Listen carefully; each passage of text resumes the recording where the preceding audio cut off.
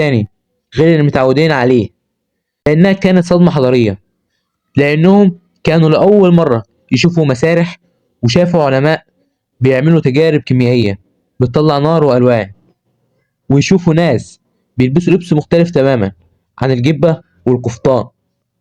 وأيضا لفتت نظر العالم لمصر، بدليل إن إنجلترا فضلت حاطة عينيها على مصر لغاية ما احتلتها هي كمان بعدها بسنين.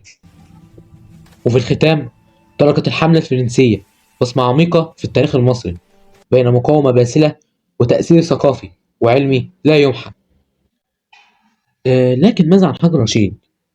هذه القطعة النادرة والفريدة التي فتحت الباب لفهم الحضارة المصرية القديمة. ولو عايزين أحكي لكم عن قصته وإزاي تم فك رموزه، شاركوني آرائكم في التعليقات، وما تنسوش الاشتراك في القناة وتفعيل جرس التنبيهات لمتابعة كل جديد. وتذكروا دائما التاريخ مليء بالحكايات. إلى اللقاء.